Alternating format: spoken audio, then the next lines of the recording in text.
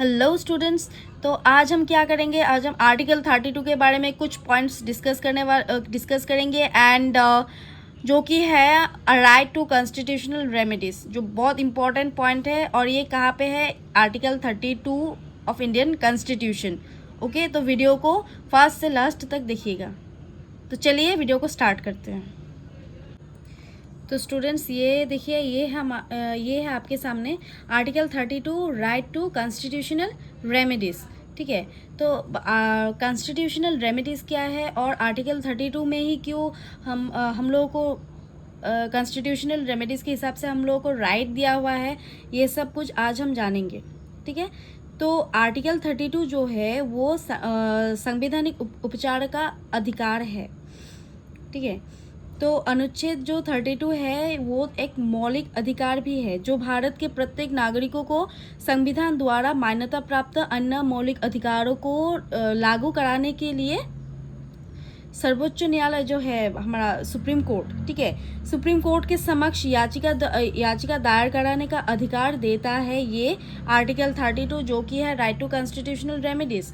ठीक है, तो article 32 is also known as the soul and heart of Indian constitution by doctor Ambedkar. Doctor Ambedkar ji ने क्या बोला है कि आर्टिकल 32 इज ऑल्सो, आर्टिकल 32 को और क्या बोला जाता है कि soul and heart of Indian constitution, आत्मा और हृदय। सोल दैट मीन्स आत्मा एंड हार्ट दैट मीन्स हृदय, ठीक है, ऑफ इंडियन कॉन्स्टिट्यूशन।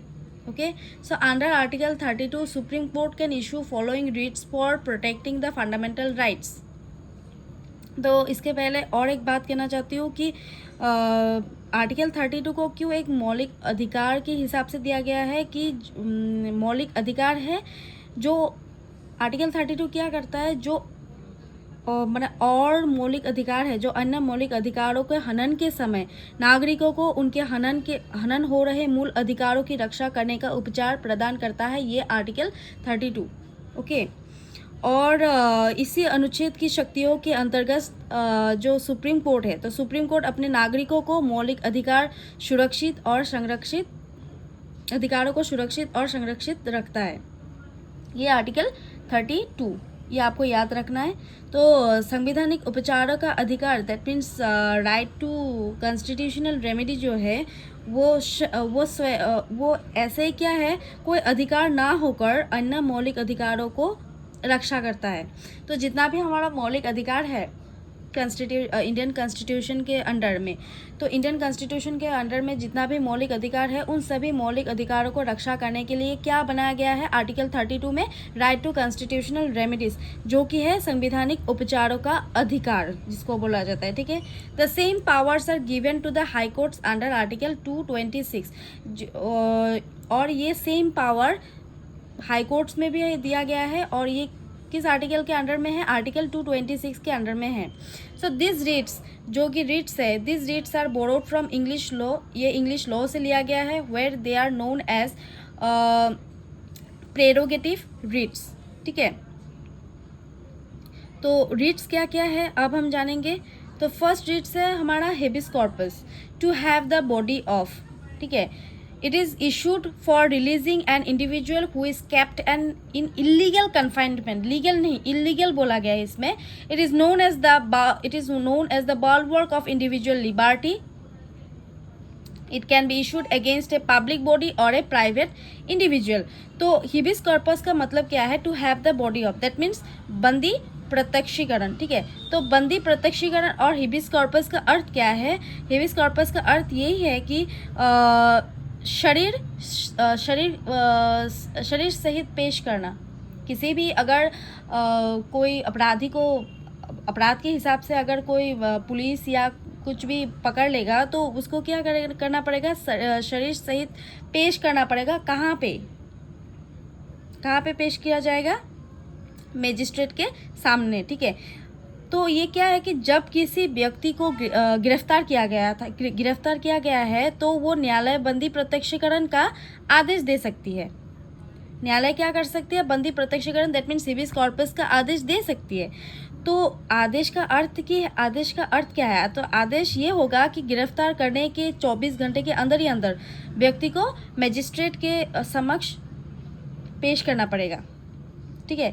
यदि न्यायालय व्यक्ति को अवैध तरीके से गिरफ्तार पाती है, दैट मीन्स इलीगल कन्फाइनमेंट जो बोला गया है, लीगली नहीं, अगर इलीगल गिरफ्तार किया जाता है किसी भी व्यक्ति को, तो उसे छोड़ने का आदेश दे सकती है न्यायालय, ठीक है। So that is the main points of habeas corpus. तो हिबिस कॉर्पस का अर्थ ही है कि किसी भी व्यक्ति अगर अगर वो व्यक्ति अपराध नहीं किया है और उसको बिना अपराध के अगर कोई भी पकड़ ले, मतलब या पुलिस या कुछ भी पकड़ लेगा, तो फिर उसको क्या करना पड़ेगा, 24 घंटे के अंदर ही अंदर मजिस्ट्रेट के सामने, न्यायालय के समक्ष उसको पेश करना पड़ेगा। अगर न्यायालय को पता लगा कि ये इलीगल कन्फाइनमेंट है, ठीक है, तो न्यायालय क्या आदेश करेगा, न्यायालय ये आदेश करेगा कि उसे छोड़ दिया जाए, ठीक है।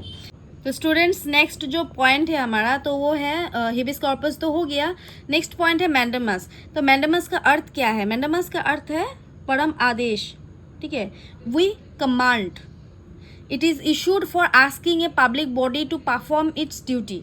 It can not be issued against president of India, it cannot be issued against president of India. यह आपको पता होना चाहिए कि मैंडेमस जो है, it can not be issued against president of India, ठीक है, governor of a state and against the chief justice of a high court. ये 3 जो पोजीशन के लोग हैं, जो फर्स्ट है president of India, then governor of a state and against the chief justice of a high court. तो जो mandamus है, मैंडेमस का अर्थ क्या है? मैंडेमस का अर्थ यही है कि हम आदेश देते हैं, वी कमांड, ओके। ये आदेश तब जारी किया जाता है जब कोई सरकार या जब कोई गवर्नमेंट या उसका कोई उपकरण या अधीनस्थ क्या बोलूँ, न्यायाधिकरण, ठीक है, न्यायाधिकरण या निगम या लोक प्राधिकरण अपने कर्तव्यों के निर्वहन करने के लिए असफल हो जाए, तो फिर क्या करेगा? न्यायालय को इस प्रकार के आदेश में कानूनी कर्तव्यों का पालन करने का आदेश देती है। ये पॉइंट जिसको बोलते हैं कि मैंडेमस बोलते हैं, ये रीट, ठीक है, वही कमांड देता है। नेक्स्ट जो है prohibition to forbid, issued by a higher court, ठीक है, हायर कोर्ट इसको इशू करता है, issued by higher court to a lower court tribunal for exceeding their jurisdiction. तो प्रोहिबिशन का मतलब है यही है कि प्रतिषेध। तो निषेधाज्ञा जो होता है, तो निषेधाज्ञा का अर्थ क्या होता है कि निषेधाज्ञा रोकना, और इसे क्या तो इस अधिकार के द्वारा क्या होता है, जो उच्च न्यायालय है, उच्च न्यायालय और ये जो उच्चतम न्यायालय है, जो सुप्रीम कोर्ट है, तो अपने अधीनस्थ न्यायालय या अर्ध न्यायाधिक सिस्टम को कार्यवाही रोकने के लिए आदेश देती है। और इस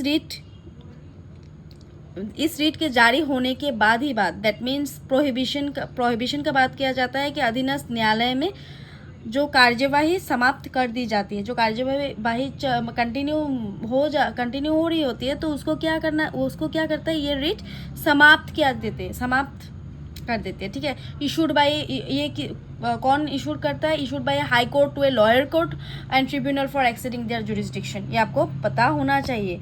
नेक्स्ट जो है certiorari to be certified or to be informed. It is issued by a higher court to a lower court to transfer a quash a case, ठीक है।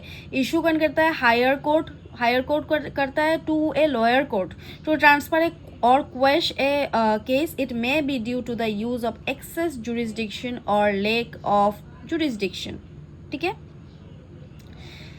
तो सर्वोच्च न्यायालय जो है, सर्वोच्च न्यायालय दैट मीन्स सुप्रीम कोर्ट और हाई कोर्ट द्वारा अधीनस्थ न्यायालय जो है, न्यायालय ट्रिब्यूनल और अर्ध न्यायाधिक प्राधिकरण द्वारा किया गया आदेश रद्द करने के लिए ये जो सर्टियरी रीट जारी किया जाता है, ठीक है। क्वारेंटो बाय व्हाट अथॉरिटी? क्वारेंटो का मतलब क्या है? By what authority, that means अधिकार परीक्षा।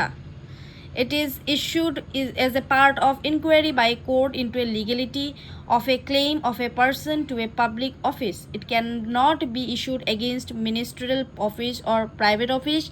Unlike the other 4 writs, this can be sought by any interested person and not necessarily by the aggrieved person. तो अधिकार परीक्षा का अर्थ क्या है? ये इसका अर्थ है कि आपका अधिकार क्या है, व्हाट, बाय व्हाट अथॉरिटी। तो ये रीट के हिसाब से ये रीट क्या होगा, तभी जारी हो सकता है कि जब कोई व्यक्ति किसी सार्वजनिक पद पर या बिना किसी अधिकार के कार्य कर सकता है। तो न्यायालय क्या करता है, इस रीट के द्वारा उसके मेन अधिकार जो होता है, उसके मेन अधिकार के बारे में जानकारी प्राप्त करती है। और उस व्यक्ति के उत्तर से संतुष्ट न होने पर, अगर वो व्यक्ति कोई भी अगर आंसर दे, कोई भी अगर रिप्लाई दे, और उस रिप्लाई या उस कमेंट में अगर न्यायालय संतुष्ट नहीं हुआ, तो फिर न्यायालय उसके कार्य पर रोक लगा सकता है। So that is the main point of quo warranto। ठीक है, तो ये जो 1 2 3 4 5 ये जो 5 रीड्स है, ये आपको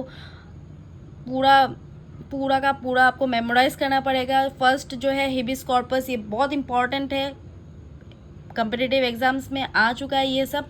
habeas corpus, mandamus, next is prohibition, fourth number is सर्शियरी, and the last one is quo warranto। और इसका मीनिंग आपको पता होना चाहिए कि हेबियस कॉर्पस का मीनिंग क्या है।